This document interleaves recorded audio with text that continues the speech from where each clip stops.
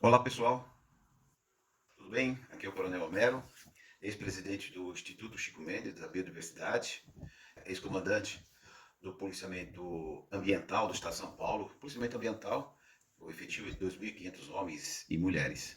E ex-comandante do Policiamento da Área Metropolitana Norte do Estado de São Paulo. Bem, a gente vai falar por que se fala tanto, por que se fala tanto do desmatamento, qual a origem do desmatamento do bioma da Amazônia, por que a Amazônia é tão assim, tão aviltada, tão falada, e principalmente nesse momento. Então vamos falar um pouquinho. Na década de 70, o Brasil estava se formando, e nós tínhamos aí os governos militares, e onde houve um programa. O programa era vamos ocupar antes de ser ocupado. Ocupar o quê? A Amazônia. Então, na década de 70.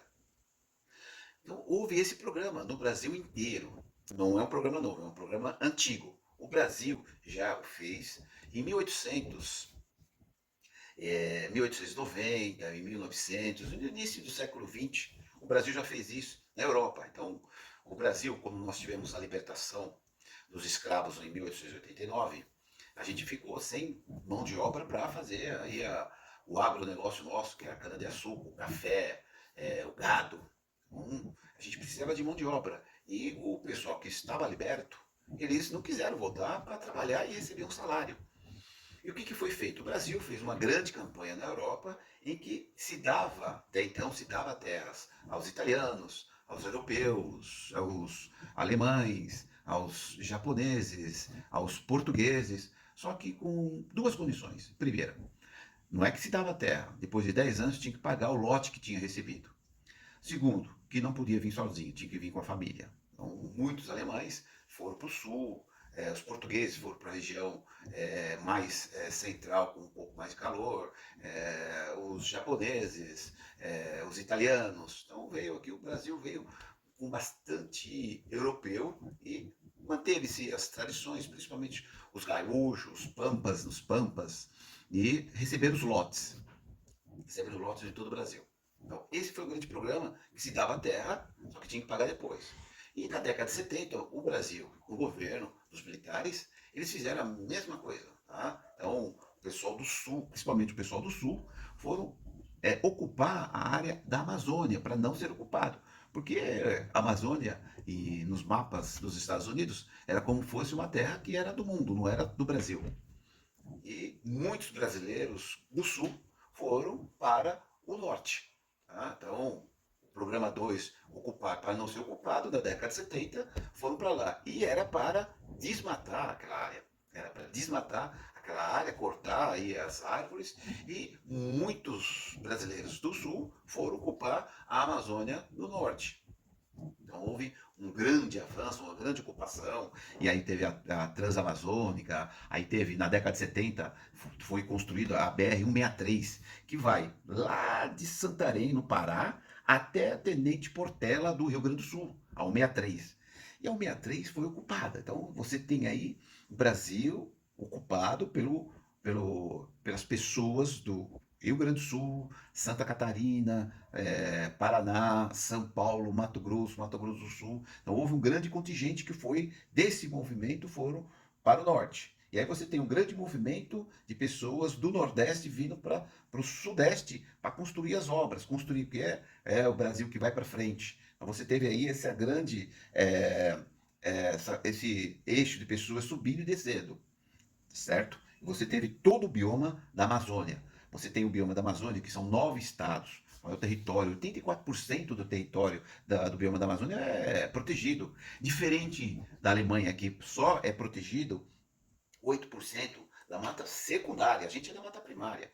E na Amazônia, você só pode cortar 20% da sua propriedade, certo? 20% da sua propriedade. Você tem aí 9 estados ocupados pelo pessoal do Sudeste. Aí, em 72, nós tivemos em Estocolmo a primeira conferência mundial de meio ambiente, onde que se dava aquela ideia de você não cortar a nossa vegetação, proteger o meio ambiente, proteger a fauna, a flora, mas a campanha foi feita para o desmatamento do bioma da Amazônia.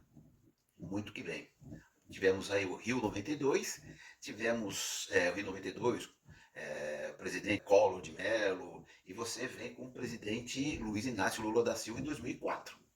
Em 2004, o que acontece com a Amazônia, o bioma da Amazônia, onde você tem a maior proteção do meio ambiente, onde que o meio ambiente estava muito degradado. Mas vamos dar um passo anterior aí. No Pará, nós tínhamos lá a Serra Pelada. Vários garimpeiros, uma concentração muito grande, filmes, denúncia contra o meio ambiente, e se fez aí na década de 80, né, período dos militares, acertou com os garimpeiros que eles saindo de Serra Pelada, eles podiam ter uma outra propriedade para produzir. Então você tem lá no Pará e nos biomas, você não tem muita coisa de economia, certo? Ou você vai fazer a mineração ou cortar a árvore para fazer a pastagem. Porque as ONGs que o presidente Jair Messias Bolsonaro fala, e o próprio ex-ministro do Meio Ambiente tem falado, as ONGs também, elas destruíram o nosso bioma, em que protegeram de forma, né, não é uma proteção muito grande. Inclusive, se você quiser, um dia a gente conversa com a mulher do Chico Mendes. A mulher do Chico Mendes, ele falava que o marido dela, ele queria preservar a, as pessoas que moram na terra, no Acre. Queriam proteger as pessoas. Só que as ONGs, elas, o que elas fizeram? Elas pegaram a nossa borracha que era tirada, que Chico Mendes era um seringueiro, ele tirava aí a borracha das árvores e vendia isso. E isso as ONGs começaram a passar para a Ásia. E a gente perdeu isso. Chico Mendes perdeu. Os moradores não tinham mais o que fazer.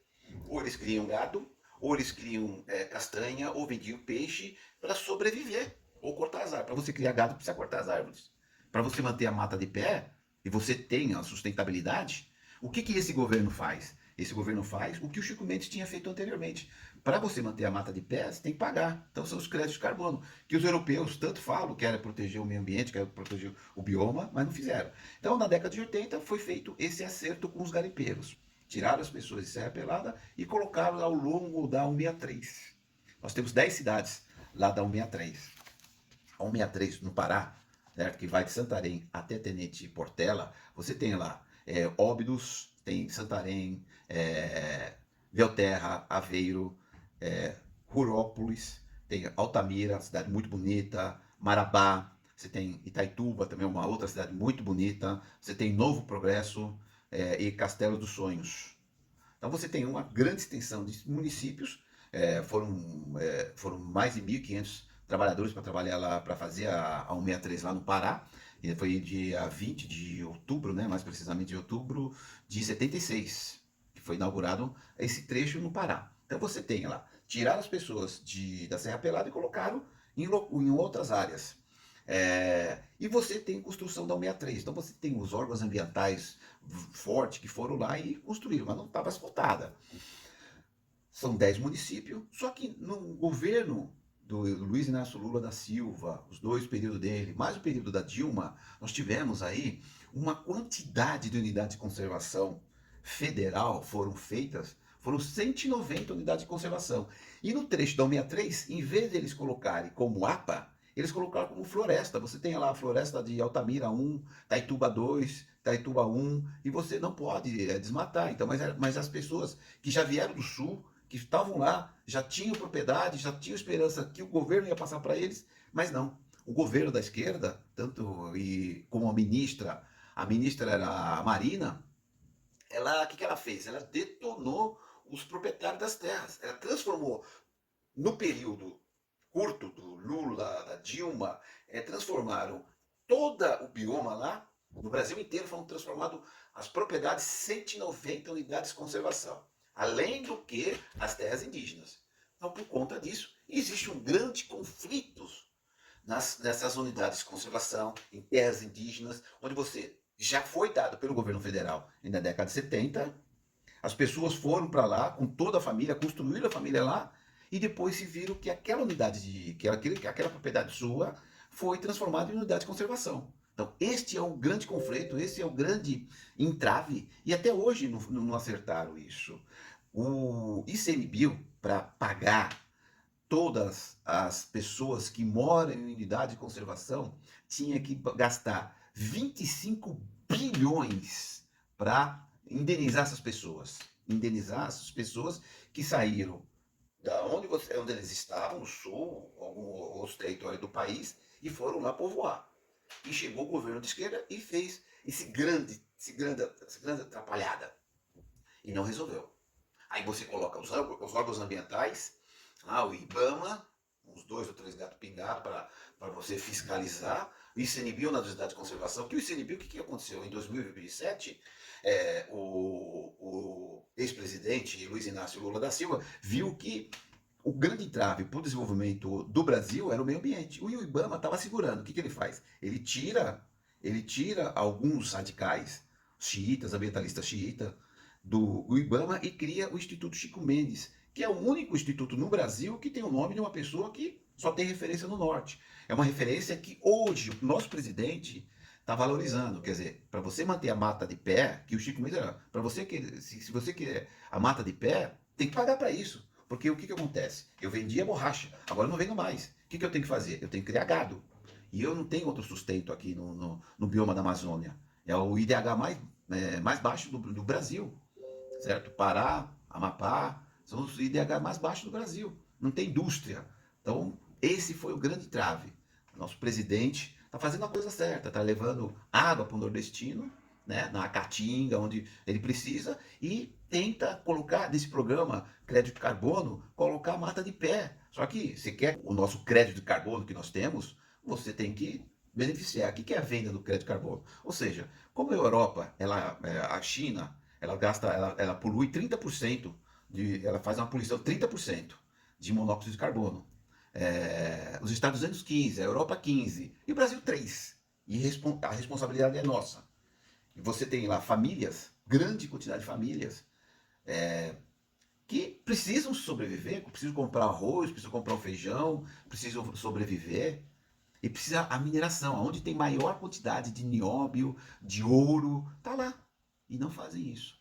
Tá? Se vocês tiverem pergunta para fazer, para a gente conversar mais, a gente volta a esse tema. No tema anterior a gente falou sobre desmatamento, quais são as causas, o que precisa melhorar. Então, precisa melhorar o quê? Fazer o pagamento de serviço ambiental, como, por exemplo, o crédito de carbono, a bioeconomia, fazer com que as pessoas que produzem o artesanato, nós quando tivemos no ICMBio, a gente baixou uma portaria que as pessoas podiam fazer a pesca esportiva em unidade de conservação. E o brasileiro, o que ele fazia? Ia para a Argentina, ele ia para os Estados Unidos, porque aqui no Brasil não podia pescar, pesca e solte. Aí você vai lá com o ribeirinho, você come um peixinho, fica num aposento lá do ribeirinho, você não podia fazer isso. A gente não, porque isso é loucura. Pesca e solta.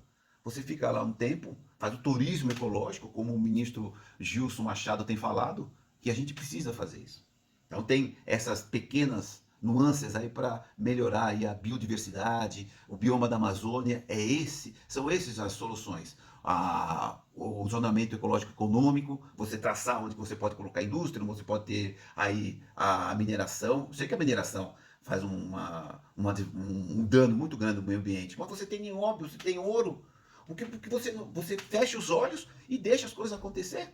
Faz uma mineração ilegal, aí você tem aí é criado lavra, os órgãos ambientais seguram, mas às vezes não assegura muito não, certo? Então, se alguém quiser discutir isso sobre o desmatamento da Amazônia, Carlos Nobre só vem com aquelas teorias, mas de fato não apresenta nada. De fato não apresenta nada. Nesse governo, por mais contra que a gente fale, o ministro Joaquim apresentou aí recentemente aí o crédito carbono.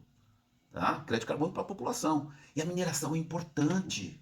Tudo que onde nós moramos, onde nós vivemos, tudo vem da mineração. E a gente vai proibir a mineração. Você tem que fazer a coisa certa, do jeito certo, fazer a mineração, mas você protegendo o meio ambiente, que é a sustentabilidade que a gente já falou. certo? Então, se vocês quiserem, dá o link aqui, faça as perguntas que a gente vai responder. Coronel Homero, www.coronelhomero.com.br. Um abraço, pessoal. Proteja o meio ambiente e seja um ambientalista de resultado, não xiita. A gente precisa ter a sustentabilidade, economia social e ambiental. Abraço, até mais.